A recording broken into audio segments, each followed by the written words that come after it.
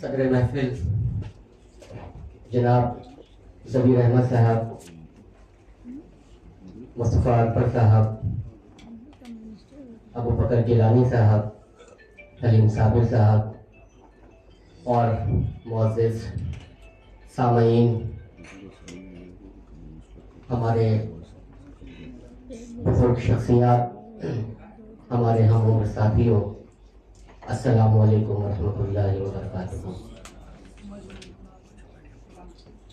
دراصل مجھے حکم ہوا کہ خان شین کنور صاحب کی کتاب پر مجھے لبکشائی کرنی ہے، اور اسے میں نے حکم ہی ڈالا، اس لیے کہ خان شین کنور صاحب ہم سے عمر میں بہت بڑے ہیں، ہمارے سرپرست ہیں، اور اکثر محفلوں میں ہم لوگ ان سے بہت کچھ سیکھتے ہیں، فیضیاب ہوتے ہیں۔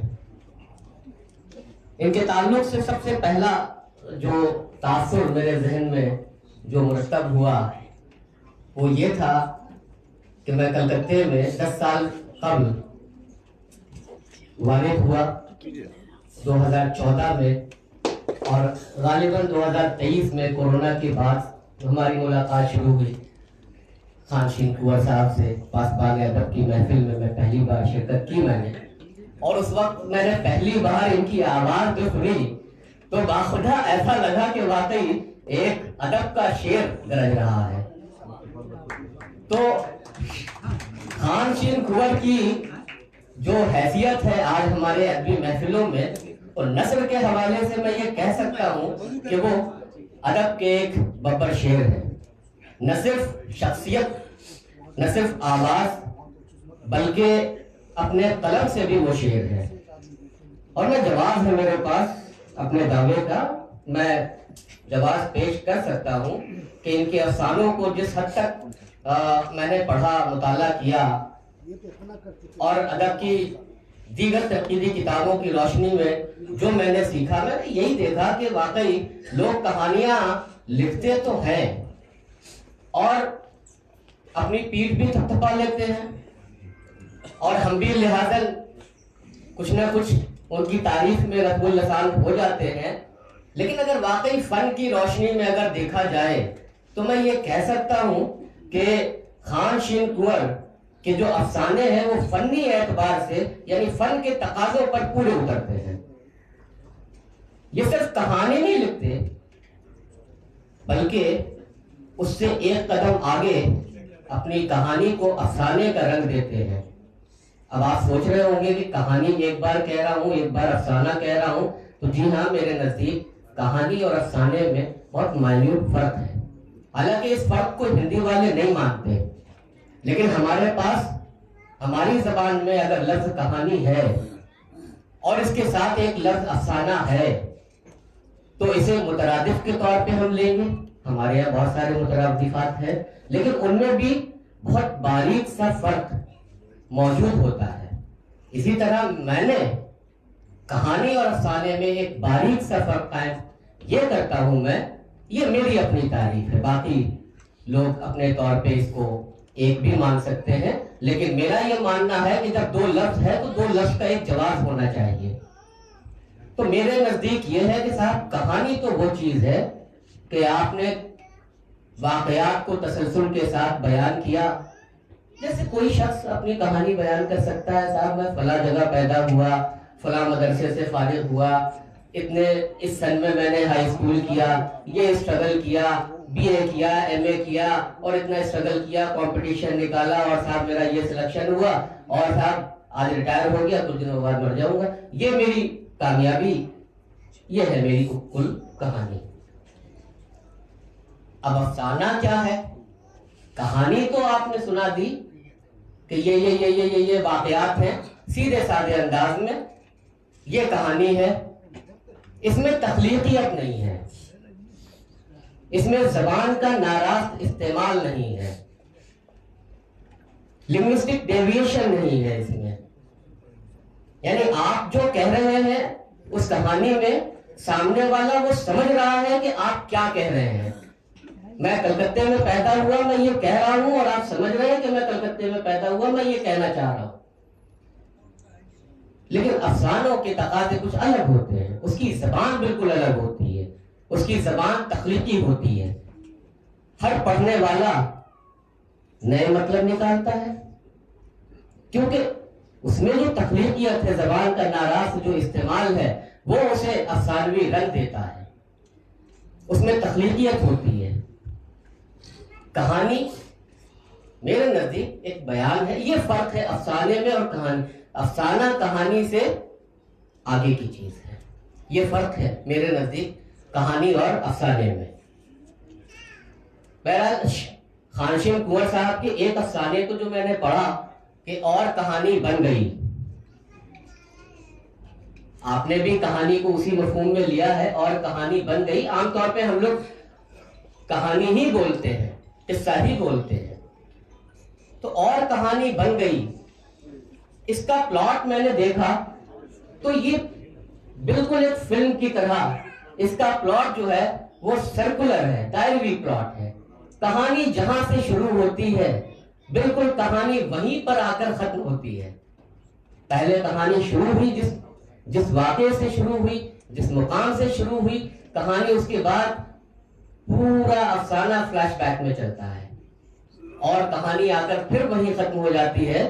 جس کا میں تھیم آپ کو بتا دیتا ہوں کہ ایک طالب علم ہے، غریب باپ کا بیٹا ہے، وہ بڑی مشکل سے جو ہے کالج میں ایڈمیشن پاتا ہے. اس کے باپ نے اپنی زمین بیچ کر اس کا ایڈمیشن کرایا کالج میں. بینک سے اس کو لون ملا، کالج کی فیس بینک بھر رہی ہے، اور اس کی جو روزانہ کی ضرورتیں ہیں وہ بیچارہ باپ روز مزدوری کرتا ہے. چاول کے بورے اٹھا رہا ہے، گیہوں کے بورے اٹھا رہا ہے، چینی کے بورے اٹھا رہا ہے، مزدوری کر رہا ہے، اور وہ اپنے بچے کی ہر روز کی ضروریات کو پوری کر رہا ہے. بچے کو معلوم نہیں ہے کہ میرا باپ کیا کرتا ہے. یہ ہے تھیم. اس کے بعد ایک دن وہ بچہ جو ہے اپنے کالج سے اپائنٹمنٹ لیٹر اس کو ملتا ہے، یعنی کالج میں کیمپس سلیکشن ہوتا ہے. اس کا مختلف کمپنیز آتی ہیں کالج میں اور اس کا کیمپس سلیکشن ہوتا ہے. صاحب اپائنٹمنٹ لیٹر جو hand to hand then and there اس کو مل جاتا ہے، کیونکہ وہ بہت ذہین طالب علم ہوتا ہے. اب وہ خوشی کی مارے پھولے نہیں سما رہا ہے. نکلا ہے کالج سے کہ آج میں جاؤں گا اور میرا ایک ہی سرپرست ہے اور میرا ایک ہی سگا ہے، وہ میرا باپ. میں اسے اپنی جو ہے خوشخبری سناؤں گا. دیکھتا ہے راستے میں ایک حادثہ ہوتا ہے اور ایک بزرگ جو ہے وہ خون کی الٹیاں کرتا ہے اور وہ مر جاتا ہے. یہ حادثہ دیکھتا ہے وہ اور وہ سکتے میں پڑ جاتا ہے. خود چونکہ خانشین کنور صاحب اس کہانی کے تخلیق کار ہیں اور وہ خود بحیثیت کردار اس کہانی میں موجود ہیں، اور وہ صرف موجود نہیں، ایک آبزرور بھی ہیں. وہ آبزرو کر رہے ہیں اور وہ کہانی کو خود بھی بیان کر رہے ہیں. اور کہانی کبھی کبھی خود بخود آگے بڑھ رہی ہے، کبھی کرداروں کے ذریعے، کبھی راوی کے ذریعے، اور کبھی یعنی اس میں ایک کہانی میں ایک چیز میں نے غور کیا، حالانکہ ہوتا تو بہت اچھا ہوتا، کردار کا کوئی نام نہیں ہے، جس سے کہانی کو سمجھنے میں ایسا میرے اپنی طور پہ ایسا مجھے محسوس ہوا کہ راوی کے جملے اور کردار کے جملے خلط ملط ہو رہے، جس سے ایک تجوید کی کیفیت، حالانکہ انہوں نے یہ ان کا ایک اپنا اسلوب ہو سکتا ہے، میں یہ مانتا ہوں کہ کہانی میں مرکزی کردار ہے لیکن اس کردار کا نام نہیں ہے، اور وہ واحد متکلم کے طور پہ آتا ہے. اور جب راوی کی زبان سے اس سے خطاب کرنے کی کوئی بات آتی ہے، اس کے حوالے سے کوئی بات آپ کہتے ہیں تو وہ صیغہ واحد حاضر میں وہ بات آ جاتی ہے، حالانکہ کردار کا نام نہیں ہے. اس کی وجہ یہ ہے. بہرحال تو وہ کہانی وہاں سے شروع ہوتی ہے کہ حادثے کے وقت اس کا باپ مرا پڑا ہے، اور وہاں سے پھر کہانی جو ہے وہ فلیش بیک میں چلتی ہے. آپ خانشین کنور صاحب کہانی کی تلاش میں ہیں، ان کے اندر بے چینی ہے. وہ کہتے ہیں کہ میرے اندر کچھ کھویا کھویا سا ہے. کھویا کھویا کیا ہے؟ یہ ہر تخلیق کار کا مسئلہ ہے کہ جب اس کو اپنی تخلیق کے لیے کوئی تحریک نہیں ملتی تو وہ کھویا کھویا رہتا ہے, بڑا بے چین رہتا ہے. خاص طور سے افسانہ نگاروں کے لیے, شاعروں کے لیے بھی ہوتا ہے, لیکن افسانہ نگاروں کے ساتھ خاص طور سے یہ مسئلہ ہوتا ہے کہ اسے ایک تحریک چاہیے ہوتی ہے, ایک تھیم چاہیے ہوتا ہے, اور اسی تلاش میں خانشین کنور صاحب جو ہے نکلتے ہیں. اور دیکھیے یہ اس کہانی کے ذریعے یہ ثابت کرنے کی کوشش کی ہے انہوں نے کہ ہر قدم پہ آپ کو کہانی کا تھیم موجود ہے, ملے گا. شرط یہ ہے کہ اس کہانی کو بیان کرنے والا بہترین تخلیق کار چاہیے, ورنہ بڑے سے بڑے حادثات اس زمانے میں ہوئے اور ہم نے اسے فراموش کر دیا. اسے جو ہے ہم نے کرتاس و قلم کے ذریعے محفوظ کرنے کی کوشش کی, اور کوئی وہی بڑا تخلیق کار جب اپنے مشاہدے کے چشمے سے وہ جب دیکھتا ہے کسی چھوٹے سے چھوٹے واقعات کو, لیکن وہ اپنی زبان کے جادو سے, اپنی زبان کے زور سے اس کو ایسے خوبصورت پیرائے میں قید کر دیتا ہے, تو وہ ایک لازوال اور شاہکار کہانی بن جاتی ہے. اور افسانہ یہ جو ہے اور کہانی بن گئی ایک بہترین عمدہ مثال ہے. اس میں خانشین کنور صاحب نے ایک بہترین محاورے کا استعمال کیا, مجھے سمجھ میں نہیں آیا. دیکھیے بہت دیکھیے اس میں ایک محاورہ ہے صاحب کے حالات نے اس کے آنکھوں کی نمی چھین لی. یہ جو مرکزی کردار ہے اس کے حوالے سے راوی کہہ رہا ہے کہ حالات نے اس کی آنکھوں سے نمی چھین لی. بھائی آنکھوں سے پانی کا گر جانا محاورہ میں نے سنا تھا, آنکھوں کا پانی سوکھ جانے کا محاورہ میں نے سنا, آنکھوں کی نمی چھن جانا مطلب ایک گداہٹ محسوس ہوئی. بڑی اچھا محاورہ, میں نے کیا مطلب ہو سکتا ہے؟ آنکھوں کا پانی گر جانا سمجھ میں آتا ہے کہ آدمی بے شرم ہو چکا ہے, بے حیا ہو چکا ہے. آنکھوں کی نمی کا سوکھ جانا بالکل ایک سنجیدگی کی طرف لے گیا, ہمیں سنجیدہ معنی کی طرف لے جاتا ہے کہ یہ آنکھوں کی نمی کا سوکھ جانا. اور یہ ایک بڑا تخلیق کار ہی ایسی زبان استعمال کر سکتا ہے. عام طور پہ کہانیاں بہت لوگ لکھ رہے ہیں. تو معلوم یہ ہوا کہ یہ آنکھوں کا پانی سوکھ جانا, وہ غالب نے جو شعر کہا ہے نا کہ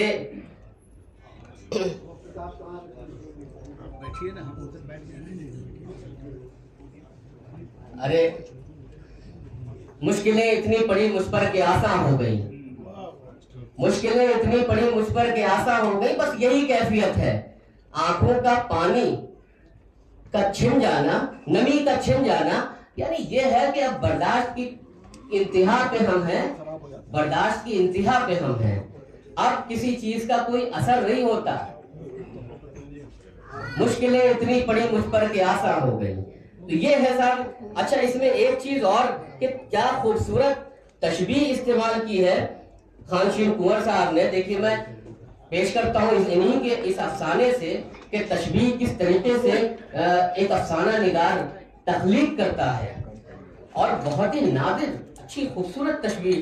باپ کے لیے وہ بیٹے کا جو باپ جو ہلاک ہو گیا ہے, سڑک پر پڑا ہوا ہے, وہ تشبیہ جو ہے پیش کرتے ہیں کہ دیکھیے باپ کے لیے, حالانکہ ڈائریکٹ وہ کہتے نہیں ہے کہ یہ باپ کے لیے, لیکن بیٹے کے جذبات ہے. دیکھیے کہ وقت کے بے رحم ہاتھوں نے اس کے جسم سے قدرت کا عنایت کردہ وہ پیرہن بھی نوچ کر پھینک دیا جو زمانے کی دھوپ چھاؤں سے اسے محفوظ رکھتا تھا. اب یہ پیرہن, ایک باپ کو پیرہن سے تشبیہ دی, اب یہ بن گیا استعارہ. یہ باپ, پیرہن باپ کا استعارہ ہے جو ہر دھوپ چھاؤں سے اسے محفوظ کر رہا. ایسا نادر استعارہ ایک ذہین اور ایک بڑا افسانہ نگار ہی ایک ایسا خوبصورت استعارہ بنا سکتا ہے. آئیے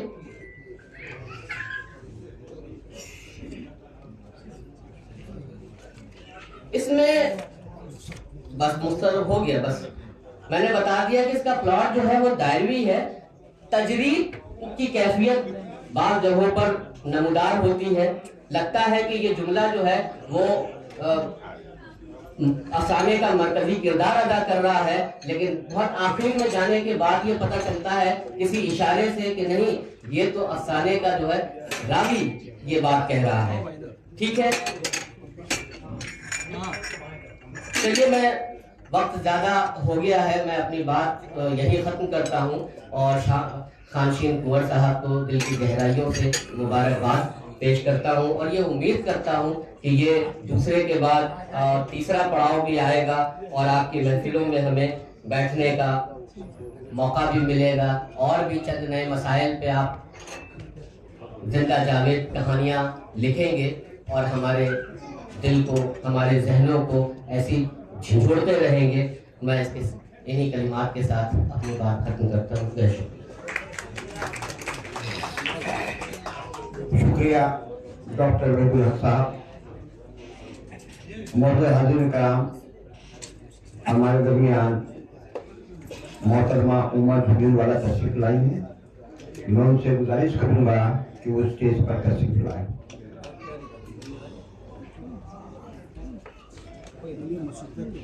محترمہ عمر جھلیل والا سے میں گزارش کروں گا کہ وہ اسٹیج پر تشریف لائیں۔